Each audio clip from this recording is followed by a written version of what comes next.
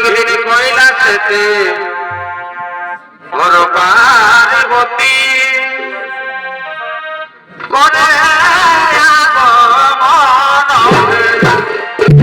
আর ভাই একদিন কৈলাসেতে ঘর পার্বতী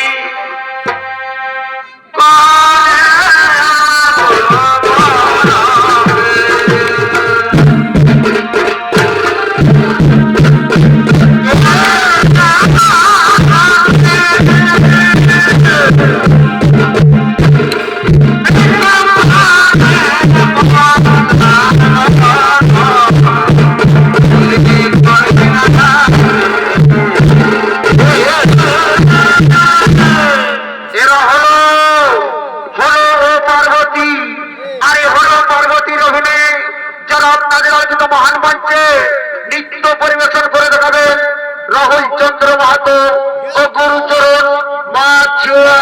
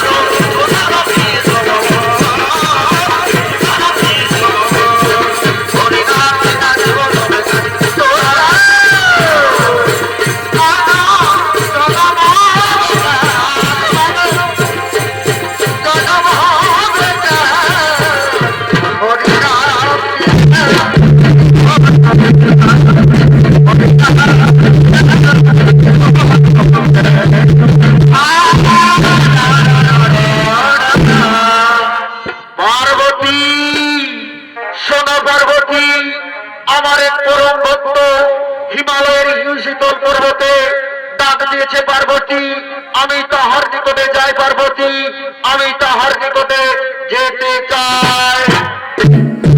হে প্রভু দেবাদিদেব মহাদেব, হে প্রভু দেবাদিদেব মহাদেব, ভক্তের প্রতি হয়ে থাকো যদি হৃদয়বান, তবে আমি নাহি দেব বাধা। যাও প্রভু, ভক্তের ভক্তাধীন হয়ে তুমি ভক্তের মনোবাঞ্ছনা পূর্ণ করো, আর আশুতোষ নামের খ্যাতি রেখো ত্রিভুবন মাঝারে।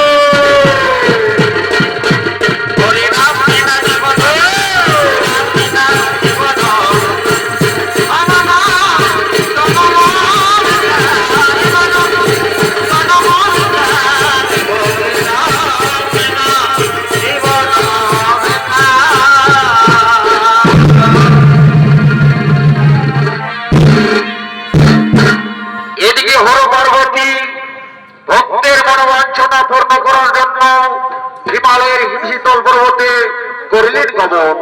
আর ওদিকে মহামান্য সুধী দর্শক মন্ডলী দেবাসুর সংগ্রামের সময় অসুরগণ পরাজয় হয়ে পলায়ন করে ভৃগুমণির পত্নী কাম্যদেবীর নিকটে, তার কাছে তারা তাদের মর্মের কথা তুলে ধরে এবং কাম্যদেবী তাদের আশ্রয় দেয়। তাই সমস্ত দেবগণকে মায়াজালে বন্দী করে ফেলে। তাই ওই সমস্ত দেবগণ বরণের সকলে একত্রিত হয়ে ওই ক্ষীরোদবাসিনী নারায়ণের দর্শন করার জন্য করিতেছেন আগমন।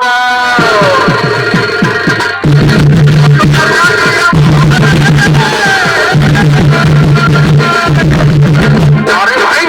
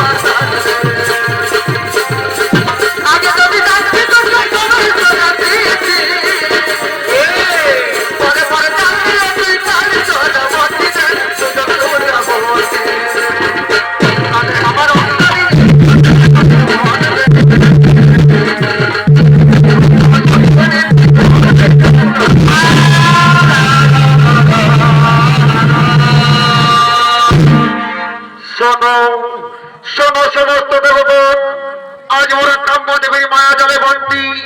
হে দেবগণ, এখন কি হবে উপায়? এই মায়াজাল হইতে মোরা কিভাবে উদ্ধার পাই?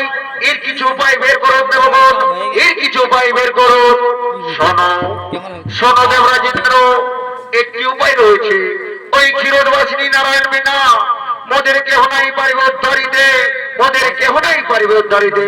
শোনো ভগবান, তুমি বিলম্বে নাই প্রয়োজন। এর আমরা সকলে একত্রিত হয়ে প্রভু নারায়ণের পরিসর মহাদেব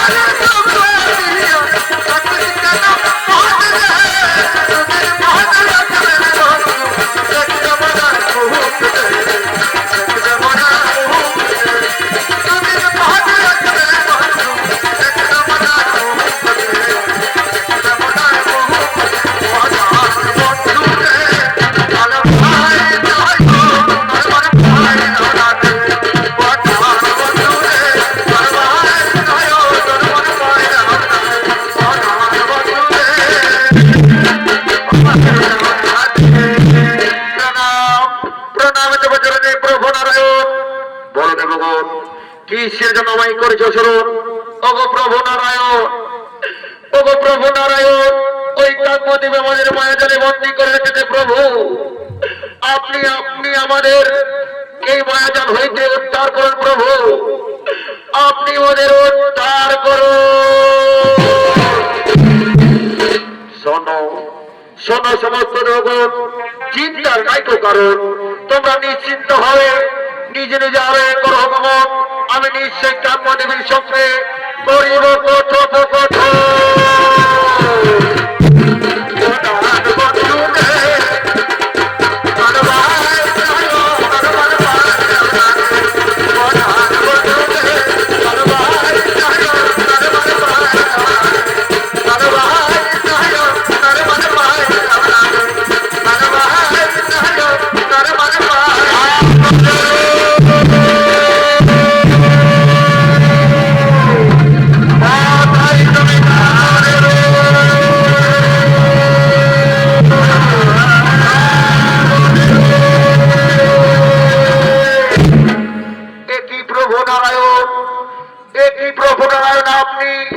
আপনি এসেছেন আমার নিকটে, আপনার চরণে শত কোটি প্রণাম। বলুন প্রভু, কিবা কার্যে আমার নিকটে এসেছেন প্রভু? কাম্যদেবী, কাম্যদেবী, কেন তুমি বিনা অপরাধে, কেন তুমি বিনা অপরাধে দেবতাদের মায়াজালে বন্দী করে রেখেছ? তোমার মায়াজাল ছিন্ন করে তুমি দেবতাদের মুক্তি করে দাও। ক্ষমা করবেন প্রভু, ক্ষমা করবেন প্রভু। আমার পুত্র শিষ্যদের উপর যে অন্যায় অত্যাচার করছে দেবতারা, তা আমি কিছুতেই মেনে নিতে পারবো না প্রভু। আপনি আমায় এই বিষয়ে আর অনুরোধ জানাবেন না। হে কাম্যদেবী, হে কাম্যদেবী, তুমি যদি দেবতাদের মুক্তি করে না দাও, তাহলে বলো কাম্যদেবী কেমনে প্রকাশিত হবে এই দিনমণি? তাই বলি কাম্যদেবী, তুমি আর বিলম্ব করো না, অতি শীঘ্রই তুমি দেবতাদের মুক্তি করে দাও। না প্রভু নারায়ণ, না, মৃত্যু যদি আসে আমার সম্মুখে, তবু আমার প্রতিজ্ঞা থেকে আমি এক পা হবো না। কি বললে তুমি, কি বললে তুমি? এক সামান্য তপস্বী ঋষি পত্নী হয়ে তোমার বুকে এত সাহস? তবে দেখি কত বিদ্যা শক্তি নিয়ে রয়েছ তোমার দেহ ভান্ডারে।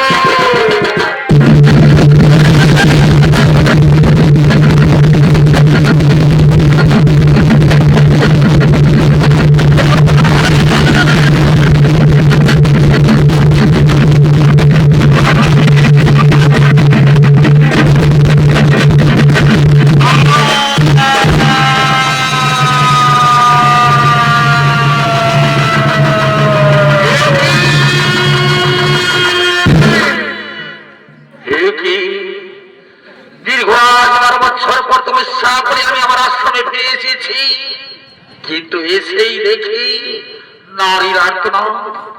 তবে কি আমার আশ্রমে কোনো বিপদ হয়েছে? না না, এ হতে পারে না, আমার আশ্রমে কোনো বিপদ হতে পারে না। আমার কাম্যদেবী একা থাকে আশ্রমে, তবে কি আমার কাম্যদেবীর কোনো বিপদ হয়েছে? না না না, এ হতে পারে না।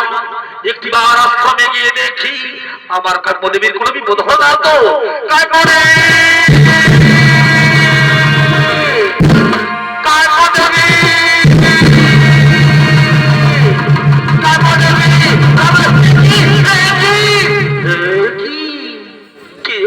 পড়ে রয়েছে রক্তাক্ত রক্তাক্ত দেহ মাটিতে।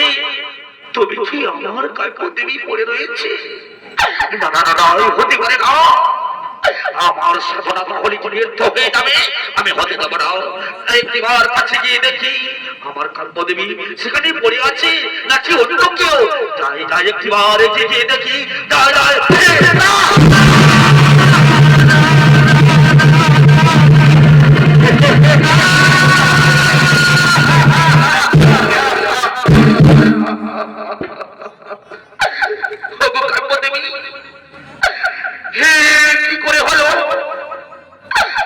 দীর্ঘ 12 বছর তপস্যা করে আমি তোমার কাছে এসেছি, আর এসেই দেখি কিনা তুমি রক্তাক্ত দেহ মাটিতে পড়ে রয়েছ। তাহলে আমি একা যেমন করে থাকবো? তুমি একটিবার বলে দাও, হে বিধাতা, তুমি একটিবার বলে দাও।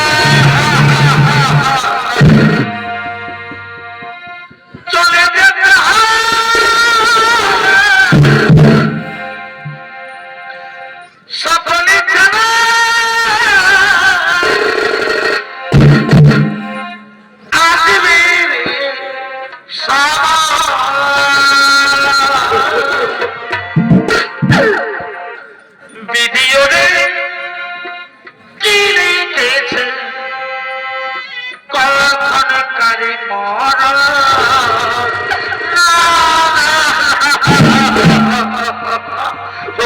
বিধাতা তুমি কেন কেন আমার কাছে আমার কাছ থেকে কেড়ে নিলে প্রভু ভিডিওরে কি লিখেছে কখন কারি মরা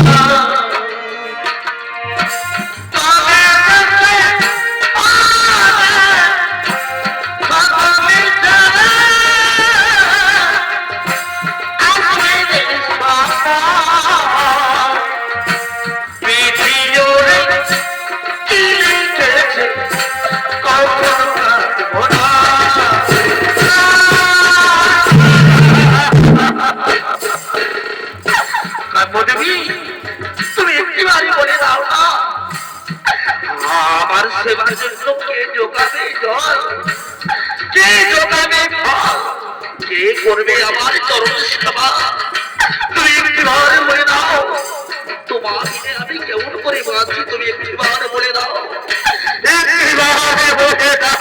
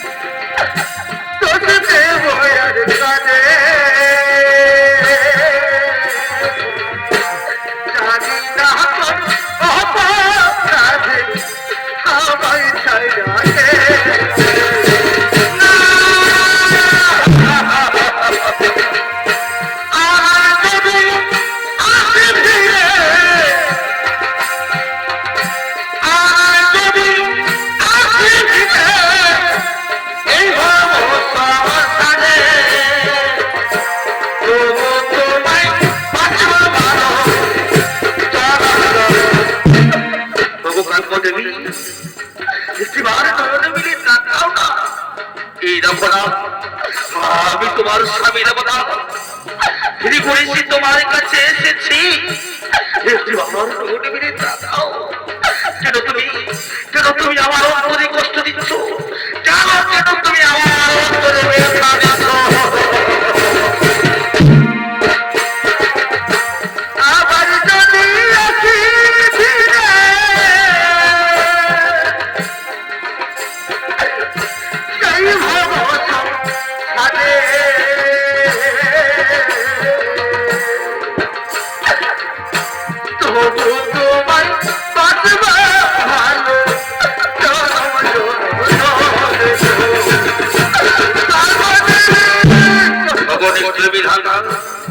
কেন তুমি আমার পদবীকে আমার কাছ থেকে কেড়ে নিলে প্রভু আমি কি পাপ করেছিলাম তোমার আমার আকুল চরণে সে আমার পদবীকে আমার কাছ থেকে কেড়ে নিলে একটিবার বলে দাও না দয়াময়ী আমি এই জন্য কি তোমার আমি 12 বছর তপস্যা করলাম আমার স্ত্রীকে তুমি কেড়ে নিলে প্রভু কেন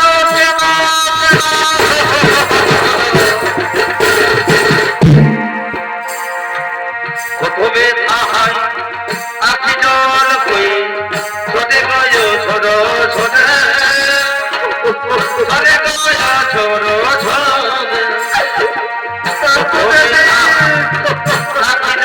কই ছোটে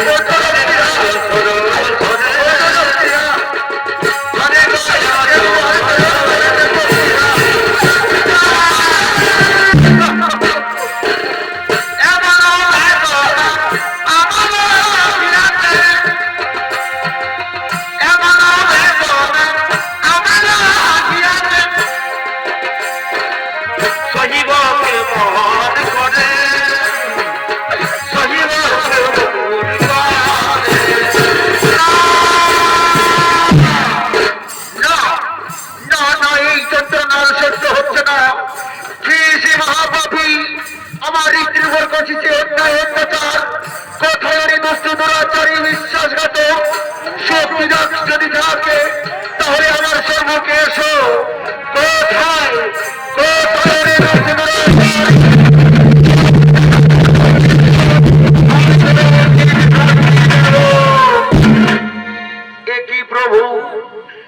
কি প্রভু আপনি এসেছেন প্রভু, আপনার চরণে শত কোটি প্রণাম। ওগো প্রভু নারায়ণ, ওগো প্রভু নারায়ণ, আপনি কি বলতে পারেন প্রভু, আপনি কি বলতে পারেন প্রভু, কি আমার স্ত্রীর প্রাণ হরণ করে নিয়েছে, কি আমার স্ত্রীর মস্তক ছেদন করেছে? ঋষি প্রধান, ঋষি প্রধান, আমি তোমার স্ত্রীর প্রাণ হরণ করে দিয়েছি, আমি তোমার স্ত্রীর মস্তক ছেদন করেছি। কেন প্রভু, কেন প্রভু, কি দোষ করেছিল আপনার রাঙারাতুল চরণে আমার স্ত্রী, যে আপনি আমার স্ত্রীকে আমার কাছ থেকে চিরদিনের মতো কেড়ে দিলেন প্রভু? কেন প্রভু, কেন? ঋষি প্রধান, ঋষি প্রধান, তোমার স্ত্রী অপরাধের অপরাধী, তাই আমি তোমার স্ত্রীর প্রাণ হরণ করে নিয়েছি, তাই আমি তোমার স্ত্রীর মস্তক ছেদন করেছি। হে প্রভু নারায়ণ, হে প্রভু নারায়ণ, এই সামান্য ভুলের কারণের জন্য আজ আপনি আমার স্ত্রীকে আমার কাছ থেকে কেড়ে নিলেন প্রভু। আপনি যদি আমায় একটু খুলে বলেন প্রভু, কি দোষ ছিল আমার স্ত্রী যে আপনার কাছে দোষ করেছিল প্রভু, আপনি আমায় একটু খুলে বলুন। শোনো ঋষি প্রধান, শোনো ঋষি প্রধান, তোমার স্ত্রী কাম্য দেবী দেবতাদের মায়াজালে বন্দী করে রেখেছিল। আমি তোমার স্ত্রী নিকটে গিয়ে বলেছিলাম, হে কাম্য দেবী, কেন তুমি বিনা অপরাধে তুমি দেবতাদের মায়াজালে বন্দী করে রেখেছো? তখন তোমার স্ত্রী আমার কথা অস্বীকার করে আমি ক্রোধিত হয়ে তোমার স্ত্রীর প্রাণ হরণ করে নিয়েছি। ঋষি প্রধান, আমি তোমার স্ত্রীর মস্তক ছেদন করেছি। বাহ বাহ প্রভু নারায়ণ, বাহ, কি আপনার চমৎকার সুদাবাণী, কি আপনার সুদাবাণী। হে প্রভু নারায়ণ, হে প্রভু নারায়ণ, এই সামান্য ভুলের জন্য আজ আপনি আমার স্ত্রীকে আমার কাছ থেকে চিরদিনের মতো কেড়ে নিলেন প্রভু। তবে আপনি একটি অতীতের কথা স্মরণ করুন। যদি লক্ষ্মী হত্যার করে বসেছিলেন, সেদিন আমি আপনার পক্ষ তলে মোড়াঘাত না করে যদি আপনি আপনার মস্তক ছেদন করতাম প্রভু, তাহলে কেমন হতো বলুন না? ঋষি প্রধান, ঋষি প্রধান, তুমি শান্ত হও। এই দেখো ঋষি প্রধান, তোমার পদচিহ্ন আজ আমার পক্ষে অঙ্কিত রয়েছে। এই দেখো ঋষি প্রধান, তোমার পদচিহ্ন আজ আমার পক্ষে অঙ্কিত রয়েছে। ধন্য ধন্য প্রভু নারায়ণ, ধন্য তুমি। হে প্রভু নারায়ণ, এই সামান্য ভুলের জন্য আজ আপনি আমার স্ত্রীকে আমার কাছ থেকে চিরদিনের মতো কেড়ে নিলেন প্রভু। আমায় করলেন সঙ্গী ছাড়া, এর জন্য আমি আপনাকে প্রাণে মারব না। হে প্রভু নারায়ণ, এই জন্য আমি আপনাকে অভিশাপ দেব। তুমি যুগে যুগে অবতার হয়ে, তুমি যুগে যুগে অবতার হয়ে তুমি নারী নারী নারী হত্যা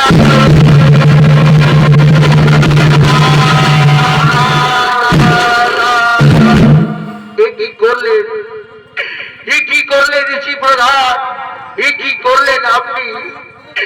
আমি তো দেবতাদের মঙ্গলের জন্য এ কাজ করেছিলাম, আর আপনি আমায় এত বড় অভিশাপ দিলেন প্রভু। আপনি আপনার এই অভিশাপ ফিরিয়ে দিন ঋষি প্রধান, আপনি আপনার এই অভিশাপ ফিরিয়ে দিন। অসম্ভব, অসম্ভব প্রভু নারায়ণ, মুনি বাক্য না হবে লঙ্ঘন। অভিশাপ তোমায় পেতে হবে, অভিশাপ তোমায় পেতে হবে, অভিশাপ তোমায় পেতে হবে। ঋষি প্রধান, আপনার অভিশাপ আমি আমার মস্তকে ধারণ করে নিয়ে চলে যাচ্ছি। ঋষি প্রধান, আপনার অভিশাপ আমি আমার মস্তকে ধারণ করে নিয়ে চলে যাচ্ছি। যাও নারায়ণ যাও, তুমি লক্ষ্মী শোনে, তুমি লক্ষ্মী শোনে সুখে থেকো। যাও নারায়ণ যাও, তুমি লক্ষ্মী শোনে সুখে থেকো। যাও নারায়ণ যাও, তুমি লক্ষ্মী শোনে সুখে থেকো।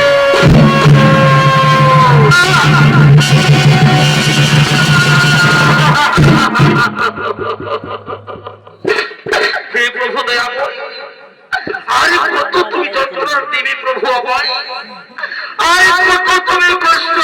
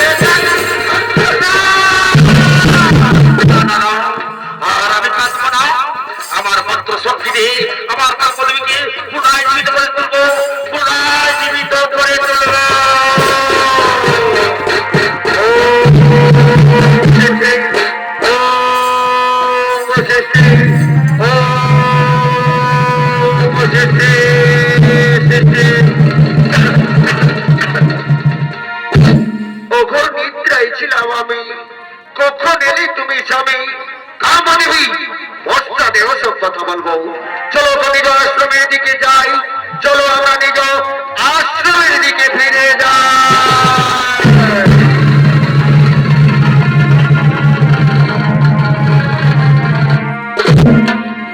আর এদিকে দত্তগুরু শঙ্করাচার্য, এদিকে দত্তগুরু শঙ্করাচার্য দেবাদিদেব মহাদেবের তপস্যা করার জন্য হিমালয়ের হিমশীতল পর্বতে করিতেছেন আগমন।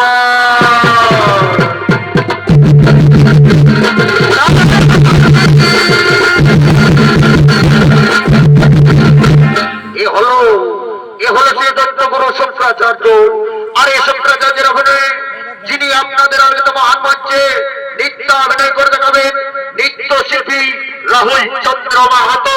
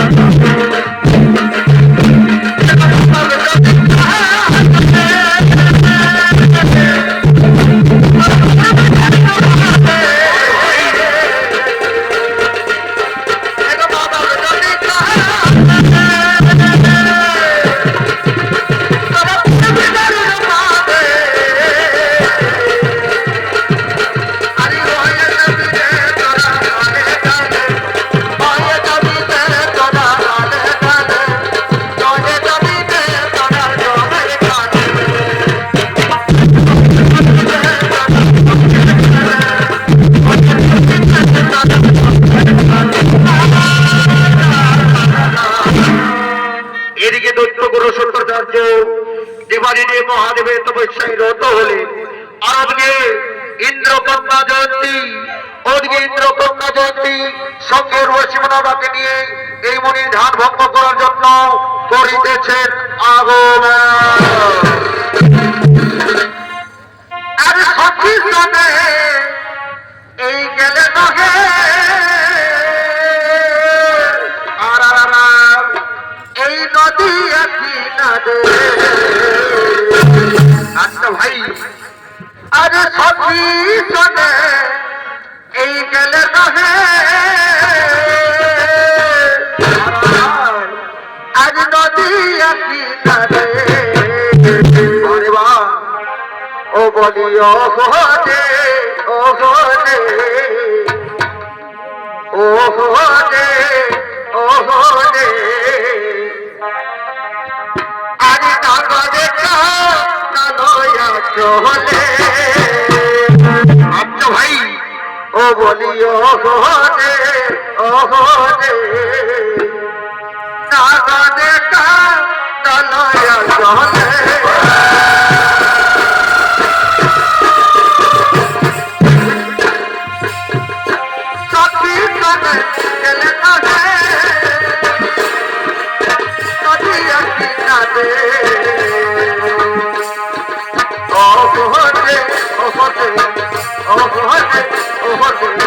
কাগজে কালয়া চলে। ও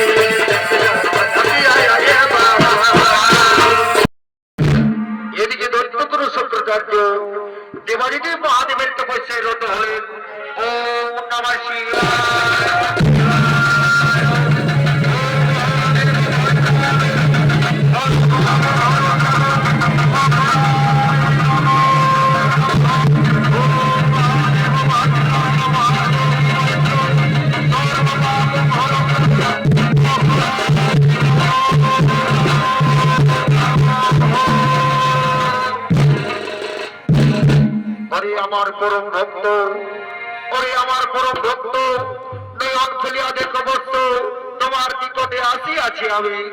এসেছেন প্রভু, এসেছেন প্রভু দেবাদিদেব মহাদেব, আপনার চরণে শতকোটি প্রণাম।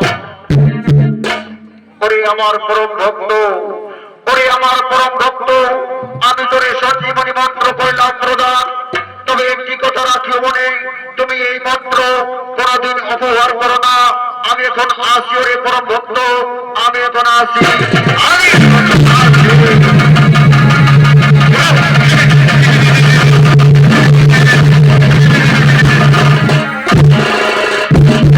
এই তো আমি দেবাদিদেব মহাদেবের নিকট হতে পেলাম সঞ্জীবনী মন্ত্র। এই সঞ্জীবনী মন্ত্র দিয়া আমার পুত্র শিষ্যদের আমি নিশ্চয় ব্যবহার করতে পারবো। ওরে তাহলে তো আর কেউ পরাজয় করতে পারবো না। ওরে পরাজয় করতে লাগলে চলো চলে আসো।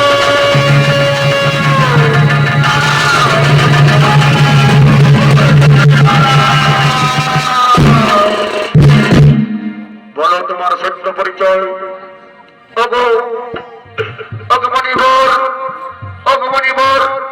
আমি ইন্দ্রকন্যা, নাম আমার জয়ন্তী।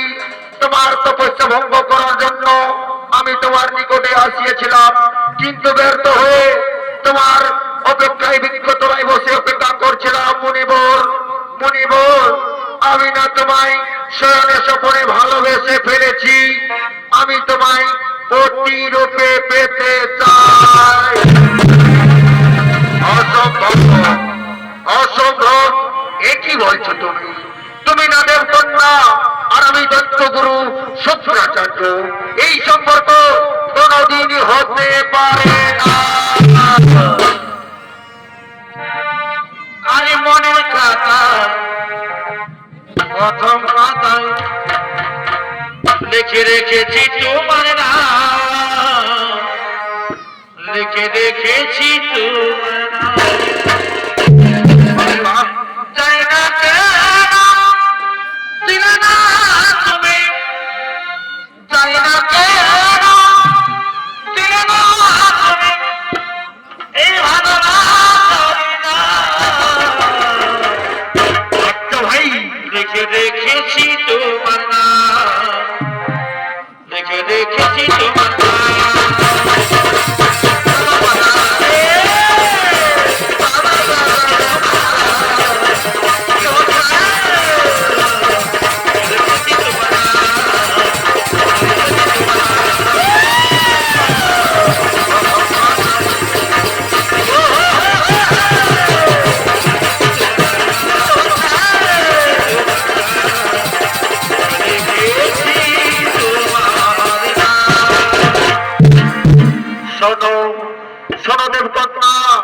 আমি তোমার মনের কথা বুঝতে পেরেছি। চলো আমার মাতা পিতার আশ্রমে আমাদের বিবাহটা সম্পন্ন করিব। চলো আমরা মাতা পিতার আশ্রমে যাই।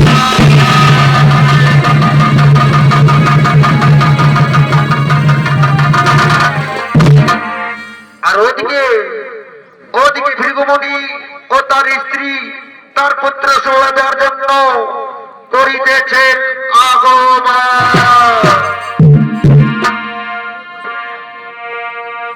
আরে ছোট থেকে মহানিমা কত আদর যতনে, আরে ছোট থেকে এবার হানিমা কত আদর যতনে, আজ লোকের ঘরকে পাঠাছ মাগো আমাকে ফুলের কাঁদন, লোকের ঘরকে পাঠাছ আমাকে ফুলের কাঁদন। কত থেকে পাঠাচ্ছি কত আদর কত, কত থেকে পাঠাচ্ছি কত আদর কত, লোকের ঘরকে পাঠাছ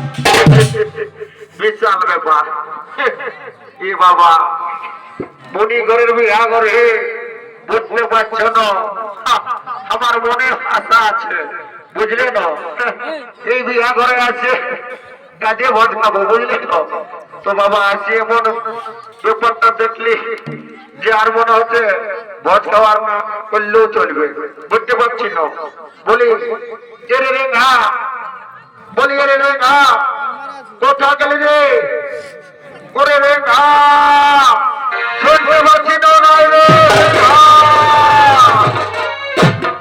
বাহ আরে চূর্ণ হোক রে শালা আমি আমরাই ঠকে যাচ্ছি রেখা রেখা বলে আর তুই কোন জানে কোন দিক আছিস বড় কাছে নব নবি হ্যাঁ বড় নাই পকে রে ঘর বুঝলি না তোকে আমি কি বলি হ্যাঁ বল বলছি দাদা মারিস না দেখ দাদা মারিস না দেখ পারিস না দিব শালা কোনো কথা তুই আর শুনিস না বলি দাদা একটা কথা বলবো বলছি বিহাঘরটা যে বাইরে গেল এত বড় ধনী ঘরের বিহাঘরটা যে বাইরে গেল তো আমার মনে বড় আশা যে আমি এই বিহাঘরে একটু নাচা কানা করবো তো বলি হ্যাঁ দাদা তুমি আমার কথায় রাগাচ্ছ না রে ভাই তুই ঠিকই বলেছিস এই বিহাঘরে যদি নাচা গানা না হয় তাহলে কি আর হবে এক নম্বর আছে ওই 10 টাকা গ্লাসের নেশাটা এক নম্বর মাথায় চাই ঘুর বুঝছি তো হ্যাঁ এই জন্যই তো বলছি দাদা একটা গান ধন্য না না না আমার তোর এই গানটা ধরা হবে না যদি পারিস তো তুই ধর নাই তো সিধা চল বুঝতে পারলি না হয়তো তবে ঠিক আছে আমি ধরছি হ্যাঁ না বলি হ্যাঁ গো বিষ্ণুবালি বলি তোমরা ওখানে বসে থাকবে নাকি গো একটু আসো তোমাদের সঙ্গে আমরা একটু নাচাগানা করবো না এ বাবা এরা মোর মনের সঙ্গে বসে আছে গো এ বাবা হ্যাঁ আর তোমাদের একটা সব ছিল যে কোথায় রেখে দিয়ে গেলে ও আসছে দেখতে পাচ্ছ না এ বাবা মুচকি হাসি এ বাবা হ্যাঁ তবে তাই ধরো গানটা ধরো এবার ছেলেকে দিলে বলিকে দিল এবার ছেলেকে দিলে বলিকে দিল আচ্ছা ভাই আরে দাদার ছোট শাড়িটা আচ্ছা তো আর ঘড়িকে গেল দাদা এ আমার আর ঘড়িকে গেল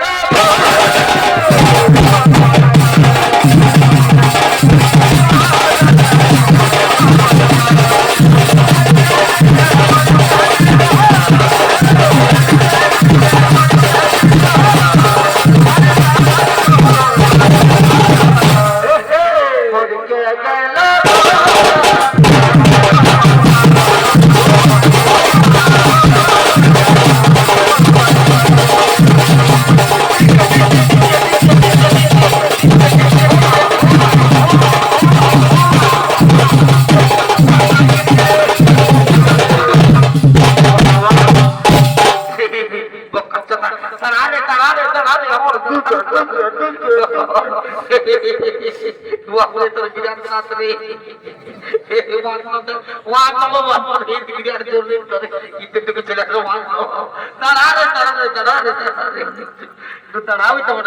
শেষ হয়ে গেছে শুনি ও দাদা কি বলবি আমি মাথায় গেছে ঠিক আছে চিন্তা করি না দাদা আমি একটু এবারে ঠিক করে বেচবো অত মাথা ওপরে ঠিক আছে এই আমার ঘরের লোকে আর বহু লোকে আরে আমার ঘরের লোকে এই বহু লোকে আরে রাখিবে কে রাখিব আরে ভালোবাসা আমার মায়ের তোকে চলে আর ভালোবাসা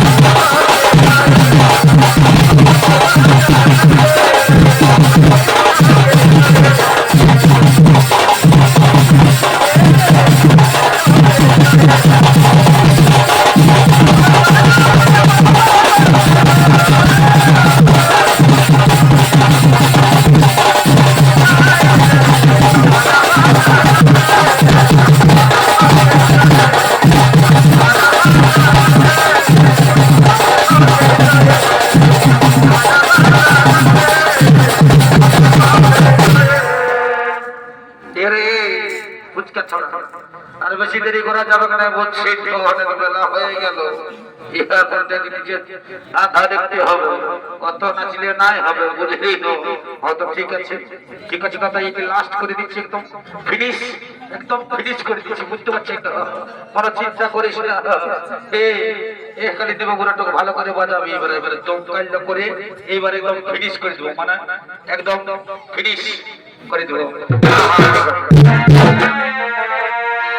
আরে সুখে থেকো ভালো থেকো সবে